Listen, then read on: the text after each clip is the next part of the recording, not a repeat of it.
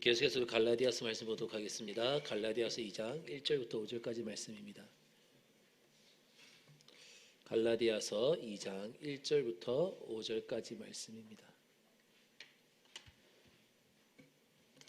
다 같이 한 절씩 우리 서로 교독하도록 하겠습니다.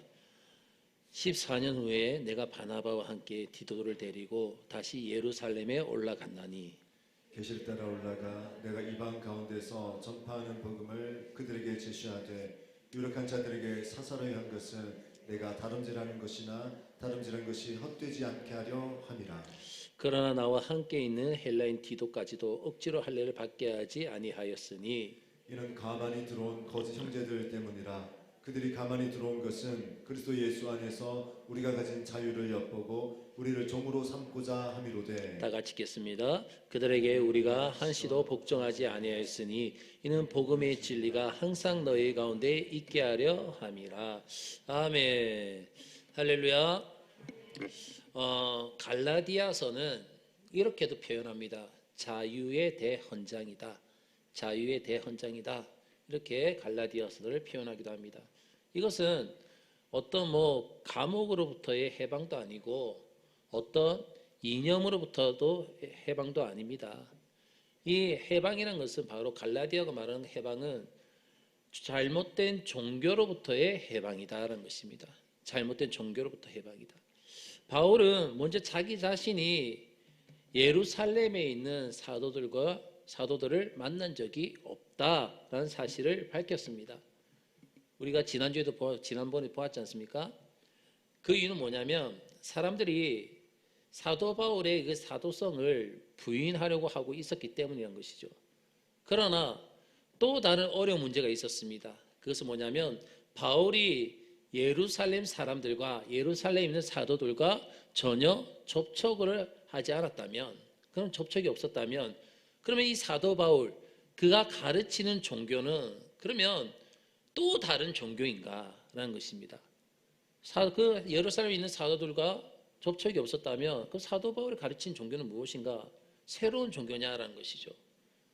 바울이 가르치는 것은요, 예루살렘의 제자들과 전혀 다른 그런 새로운 종교가 아니었습니다.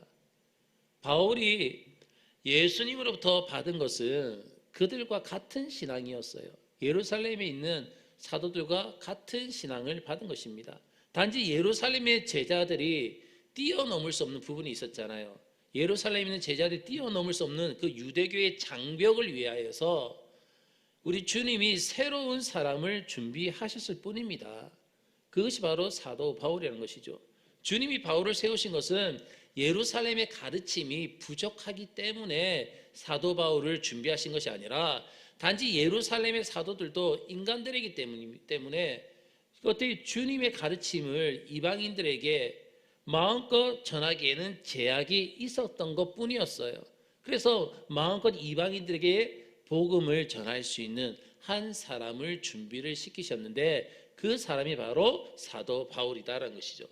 그래서 바울을 택하시고 특히 예루살렘 사도들의 그런 인간적인 약점을 배우지 않게 하기 위하여서 그를 따로 세웠을 뿐만 아니라 무엇보다도 근본적인 차이가 있었기 때문에 그 사도 바울을 구별하신 것은 아니다라는 것입니다. 그래서 바울은요, 그 후에 바나바와 함께 예루살렘을 방문을 하고 그리고 사도들과 함께 말씀의 교제를 나눈 곳에 대하여서 증거를 하고 있습니다. 자, 우리 오늘 본문 1절부터 2절까지 말씀 다 같이 읽도록 하겠습니다. 시작. 14년 후에 내가 바나바와 함께 디도를 데리고 다시 예루살렘에 올라갔나니 계시를 따라 올라가 내가 이방 가운데서 전파하는 복음을 그들에게 제시하되 유력한 자들에게 사사를 위한 것은 내가 다름질하는 것이나 것이 헛되지 않게 하려 함이라. 아멘. 우선 사도 바울이 개종한 후에 3년 만에 베드로를 만나기 위해서 예루살렘에 방문한 적이 있었습니다. 베드로를 만나기 위해서 예루살렘에 방문한 적이 있었는데 그때에는 주의 형제 야고보만 만나고 왔습니다. 야고보만 만나고 갔지 그 외에는 보지 못했어요. 그리고 그곳에 보름 정도 있었지만 특별히 많은 사람들을 만나거나 말씀의 교제를 나누지는 못했습니다. 그리고 지금 14년이 지났어요. 14년이 지난 후에라고 말씀하고 있습니다. 이 14년이 지난 후에 다시 예루살렘을 방문하게 되었습니다. 이때 14년이란 것이 개종한 지 14년을 말하는 것인지 아니면 예루살렘을 1차로 방문한 후에 14년을 말하는 것인지에 대해서는 분명치가 않습니다. 좌우간 이것은 크게 중요한 것은 아니에요. 단지 이때에는 이미 바울이 여러 곳에서 이방인들에게 복음을 전하여서 이방인의 사도로서의 그런 위치가 상당히 구축된 그런 때였습니다. 바울은 이방인 전도의 열매 중 하나인 그 디도를 데리고 지금 예루살렘에 올라갔습니다. 디도를 데리고. 바울은 이때 자기가 올라간 것을 계시에 따라서 올라갔다라고 말하고 있습니다. 그냥 올라간 것이 아니라 계시에 따라서 올라갔다. 계시를 따라 올라갔다고 하는 것은요, 누군가의 권유에 의해 가지고 올라간 것이 아니라는 거예요. 누가 이제 한번 더 가봐라 이런 말을 듣고 그 권유에 따라 올라간 것이 아니라 주님께서 친히 사도 바울에게 예루살렘으로 디도를 데리고 가라고 분명히 말씀을 하셨기 때문에, 그런 말씀이 있었기 때문에 올라간 것이라는 그런 뜻입니다. 주님께서는 그에게 분명하게 말씀하셨습니다. 그 이유가 무엇입니까? 방금 읽은 말씀 보니까 바울의 다름질을 헛되게 하는 일들이 예루살렘에서 많이 일어나고 있었기 때문이다라고 말하고 있습니다. 사도 바울의 다름질을 헛되게 하는 일들, 그것이 무엇입니까? 예루살렘에 있는 사도들과 이 바울을 자꾸만 분리를 시켜가지고 사도 바울이 그리스도의 제자가 아닌 것처럼 만들려고 하는 그런 시도들이 자꾸만 일어나고 있는 것입니다. 그래서 바울이 한 일이 무엇입니까?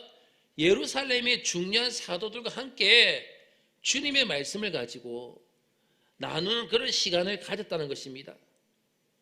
그것이 바로 유력한 자들에게 이방인 가운데 전파하는 복음을 사사로이 제출했다라고 말씀하고 있는 거예요.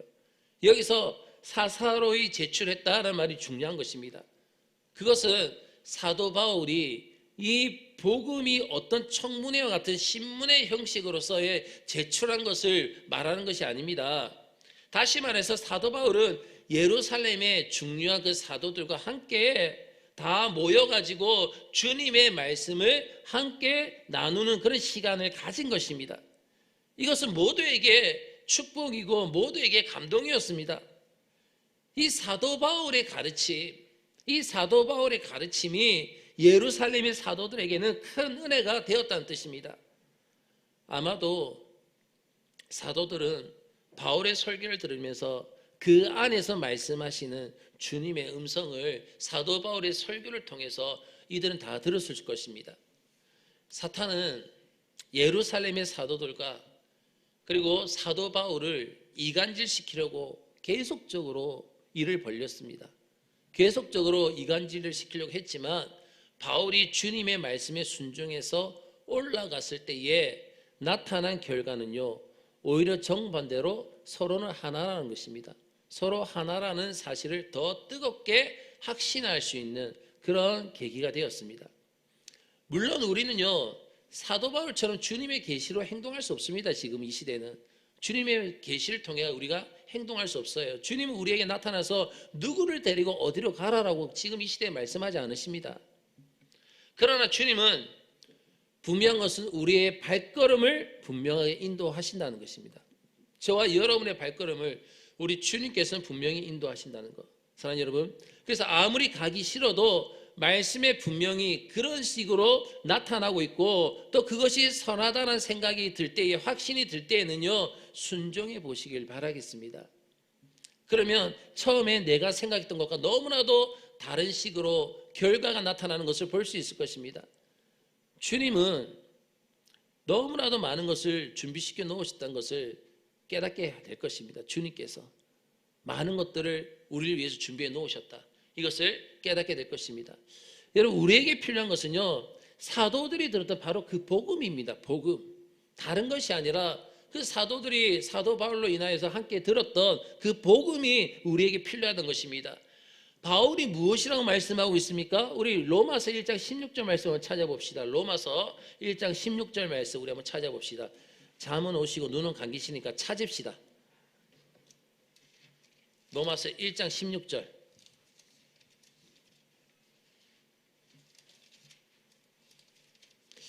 자, 다 찾으면 합시다. 우리 다 같이 읽도록 하겠습니다. 시작. 내가 복음을 부끄러워하지 아니하노니 이 복음은 모든 믿는 자에게 구원을 주시는 하나님의 능력이 됨이라. 아멘. 이 복음은 모든 믿는 자에게 구원을 주시는 하나님의 무엇이라고요? 능력이 됨이라 라고 말씀하고 있습니다. 복음은 곧 무엇이라는 거예요?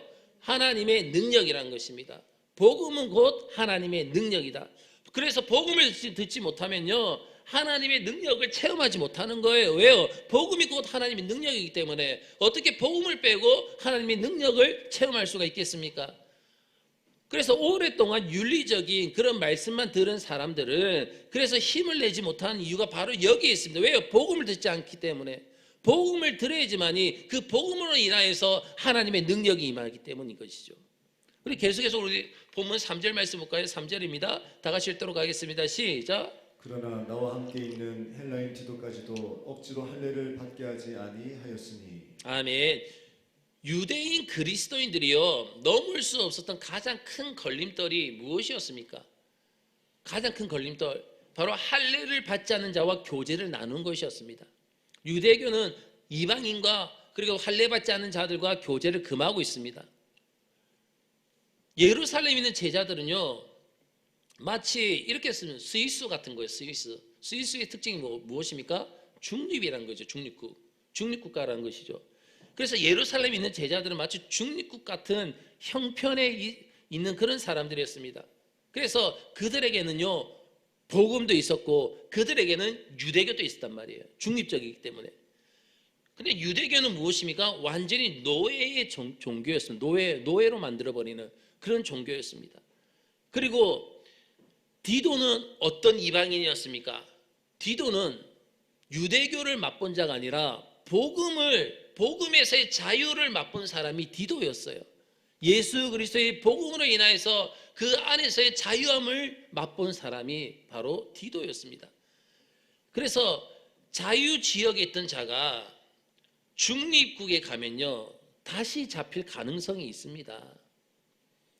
디도의 형편이 바로 그랬어요. 그래서 예루살렘에 있는 그리스도인 중에서 디도가, 사도 바울이 지금 데리고 온, 예루살렘으로 데리고 온 이 디도라는 사람이 할례를 받지 않은 이방인이라는 사실에 대해서 아주 심한 거부 반응을 느끼는 자들이 많이 있었습니다. 그러나 사도 바울과 디도는요, 거기에 굴하지 아니하고 끝까지 버텼어요. 그 이유가 있습니다.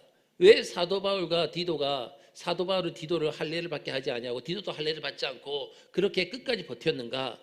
그 이유가 있다는 것이죠. 그 이유가 무엇입니까? 디도가 거기 분위기에 정말 굴복해가지고 만약에 할례를 받잖아요. 디도가 그 분위기에 굴복해서 할례를 받게 된다면 더 이상 이것은요, 디도 개인적인 문제가 되는 것이 아닙니다. 이건 디도의 개인적인 문제가 아니었기 때문이죠. 바로 복음을 공격하는 자들은 디도가 할례를 받았다, 디도가 유대교에서 주장하고 있는 그 할례를 받은 사실을 대서특필을 할 것입니다. 그래서 결국은 할례를 받아야만이 하나님 백성이 될 수 있다고 하면서 모든 이방인의 성도들에게 무엇을 주장하겠습니까? 할례를 주장하고 할례를 강요를 하게 될 것입니다. 예수 그리스도의 십자가의 복음은요, 할례로 인하여서 하나님의 백성이 되는 것이 아니고 구원을 받는 것이 아닙니다. 오직 예수 그리스도의 죽으심과 살아나심을, 부활하심을 믿음을 통해 가지고 그것을 믿는 자들이 하나님의 백성이 되는 것이고 구원을 받는 것인데, 만약에 디도가 할례를 받게 되면 이방인 성도들에게 이들은 할례를 강조하게 될 것이고 할례를 받아야만이 구원을 받는다, 하나님의 백성이 된다라고 그것을 가르치게 될 것입니다. 개인의 문제가 아니란 것이죠. 그런데 보십시오. 바울은 디모데에게는 어때요? 할례를 받게 했습니까? 받지 않게 했습니까? 받게 했죠. 그런데 사도 바울은 디모데에게는 할례를 받게 했습니다. 왜냐하면 디모데에게 있어서는 할례가 그런 상징적인 의미를 가지고 있지 않았기 때문입니다. 디모데에게는. 그래서 유대인들과의 원활한 관계를 위해서 사도 바울은 디모데에게 할례를 받게 했습니다. 그러나 디도에게는요, 할례가 상징적인 의미를 가졌어요. 상징적인 의미. 그의 할례는요, 단지 그가 할례를 받았느냐 받지 않았느냐, 좀 불편하냐 불편하지 않느냐의 문제가 아니었다는 것이죠. 디도가 할례를 받느냐 안 받느냐는요, 바로 복음의 살이 달린 그런 문제였습니다.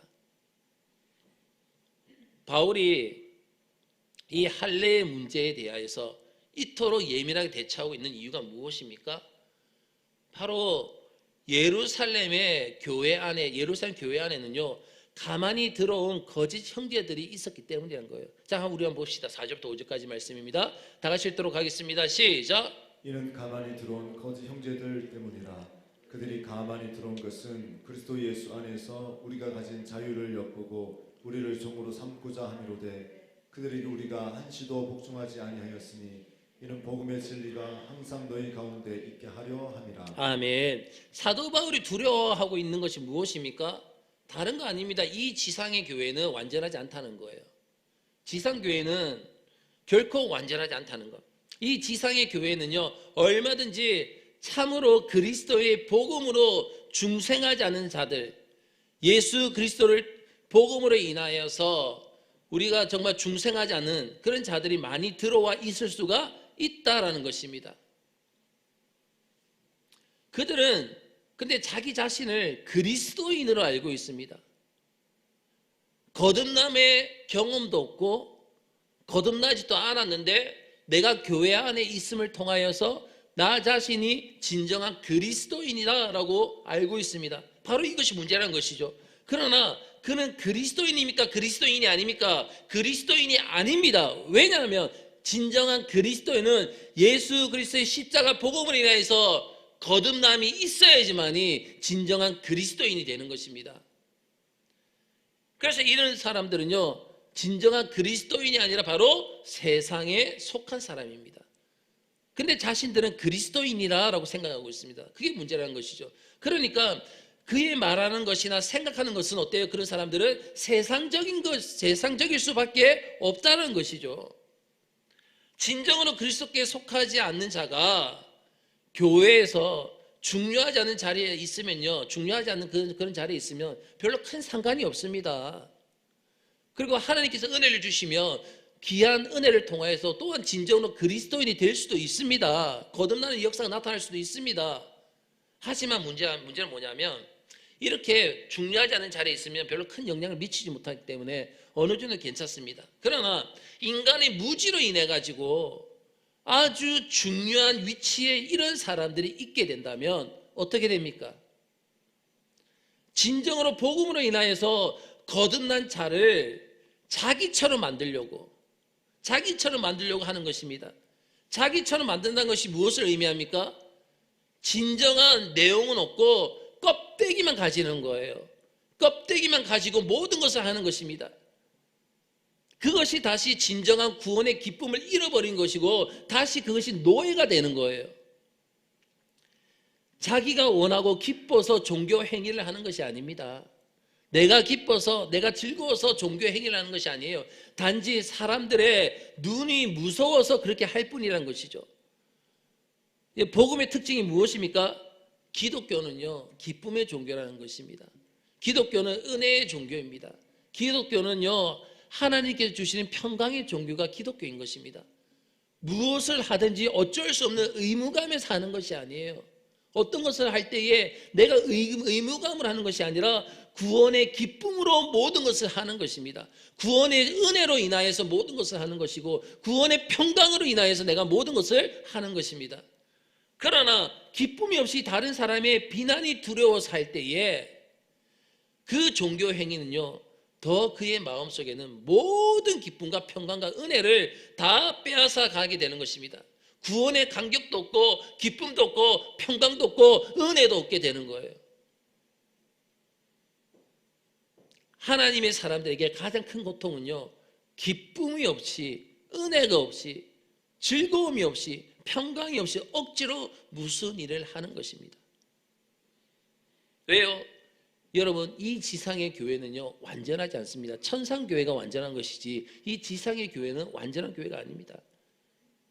그래서 가르침을 분별해야 됩니다. 가르침에 대해서. 주님이 높은 산에서 변화되었을 때에 하나님께서 육성으로 하신 말씀이 있으십니다. 하나님께 육성을 하신 말씀이 무엇입니까? 잠이 오니까 또 찾읍시다. 마태복음 17장 5절입니다. 마태복음 17장 5절 말씀 봅시다. 하나님께서 뭐라고 말씀하셨는지 우리 한번 봅시다. 마태복음 17장 5절 말씀. 우리 다 찾았으면 아멘 합시다.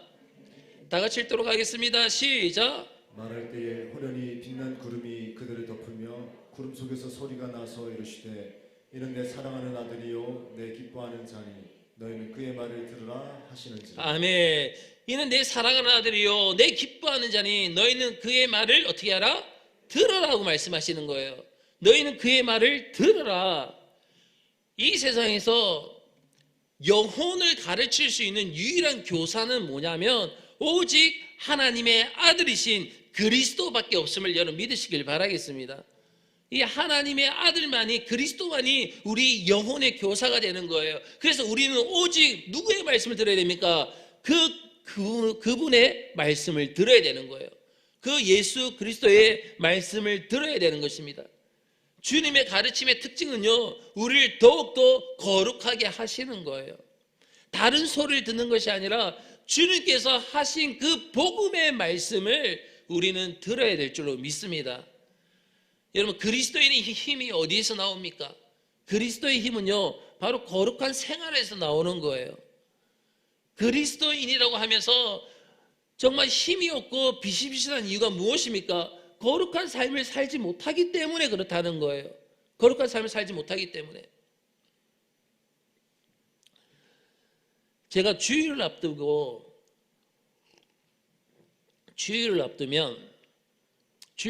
며칠 전부터 아주 긴장을 하게 됩니다. 긴장을 하게 되고, 그리고 조금이나마 내가 하나님 앞에서 범죄하지 않기 위해서 진짜 나름대로 발버둥을 막 칩니다.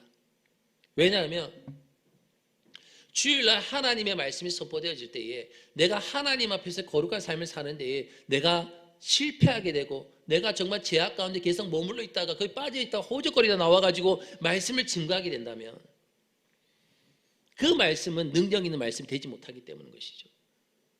그 말씀은 은혜의 말씀이 되지 못하기 때문인 거예요. 그래서 지난 수요일날 새벽에 또 제가 말씀드렸지만, 저는 정말 하나님 앞에서 말씀을 증거할 때, 선포할 때에 때로는 너무나 큰 두려움 가운데 있습니다. 왜냐하면 정말 이 말씀이 온전하게 선포되어야 되고, 온전하게 말씀이 흘러가야 되고, 온전하게 말씀에 기름 부음이 있어야 되고, 온전하게 그 말씀의 은혜가 전달이 되어야 되는데, 나 한 사람의 잘못된 행위와 잘못된 말과 잘못된 행동으로 인하여서 하나님의 말씀이 막혀버리고 은혜가 막혀버리고 하나님의 임재가 막혀버린다면 거기에 대한 책임이 어떻게 될 것인가에 대한,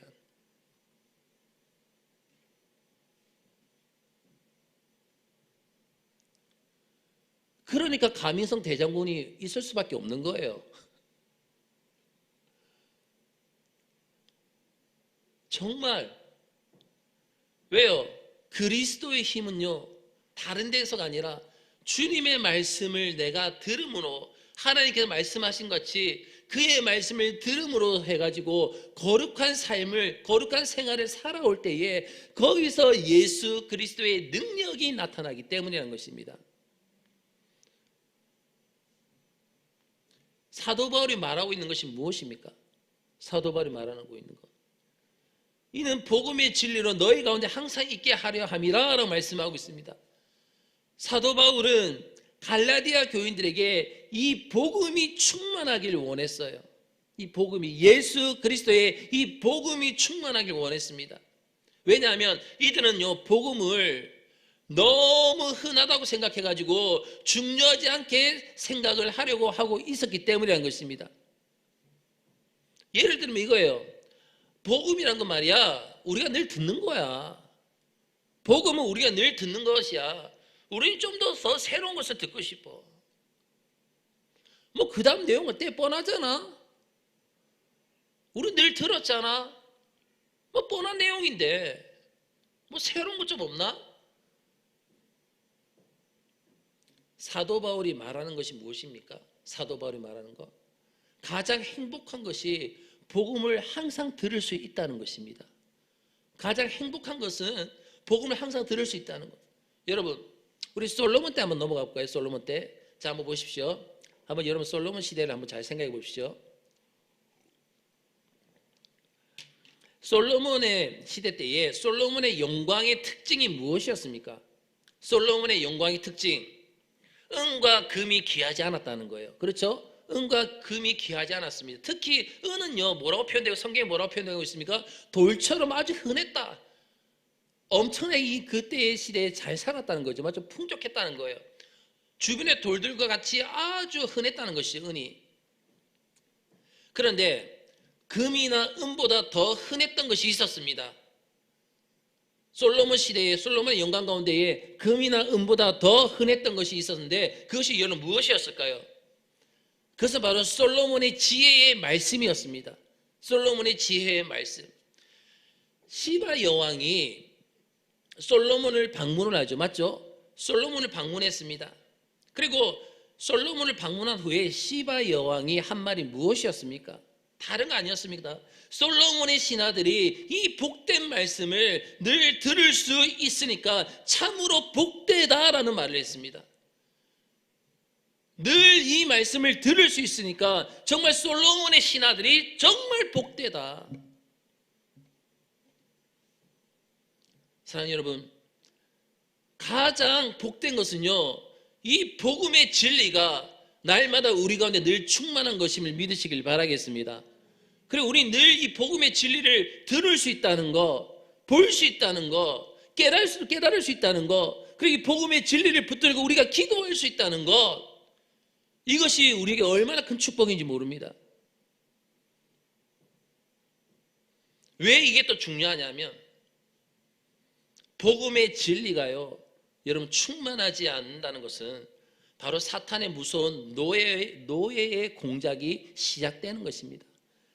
그리스도의 복음 안에서 자유함이 있어야 되는데 이 복음의 진리가 충만하지 않음을 통해 가지고 사탄 마귀가 우리를 노예화 시키려고 한단 말이에요.